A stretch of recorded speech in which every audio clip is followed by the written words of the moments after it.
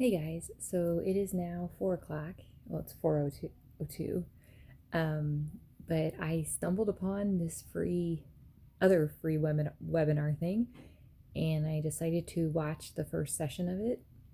And here's the gems I got from it so far is that if you have a inner critic, you change the voice to a different tone, and that the brain does not distinguish between real and imaginary. And I've heard this before, but this is from someone I hadn't heard of before personally, Larry Wells. But he's definitely an expert in his field, which is what I'm interested in, right? And he said that the brain does not distinguish between real and imaginary, meaning the physiological, but the mind does.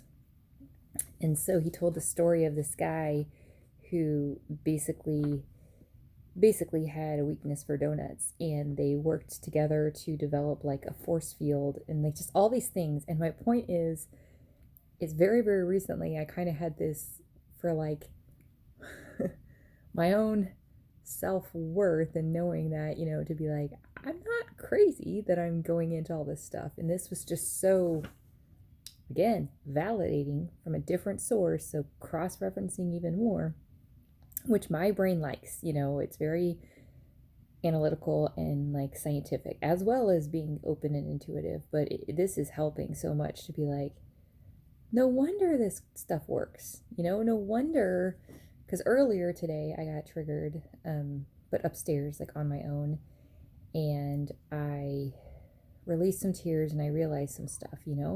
So I went through that, and then I was just like, oh my gosh, like this is such a like uphill battle. But now I feel like I had another massive just mental breakthrough, meaning intellectual breakthrough. And so to know, like, this is why, like, triggers feel real, because they are real, like, if untreated. They're as real as if they were actually happening. It is not simply a memory. It is an experience. It's experiencing it again. And I was going to say drives me nuts, but it just makes me frustrated when the same people who act like this stuff doesn't exist, but then it's like, then how come people can watch a movie and they walk into the movie? First of all, why are movies made? Right? Because somewhere, someone along the line knows, like really. If we had no emotional reaction ever to any movie, and I'm not just talking about crying, I mean action movies, I mean scary movies, if none of that worked and we were just monotone, then there wouldn't be movies. They wouldn't spend billions or millions of dollars. They wouldn't make billions of dollars. It's because people want to be moved. We're humans. So I'm just like, oh, thank goodness, because so I'm going to go watch the second session now.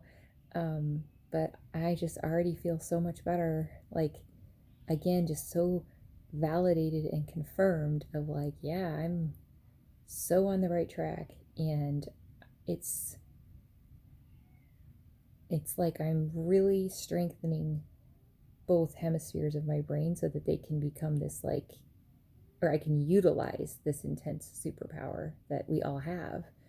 And I want to use my superpower to help others. So once again, this is me walking the walk. So love you guys. I'll let you know.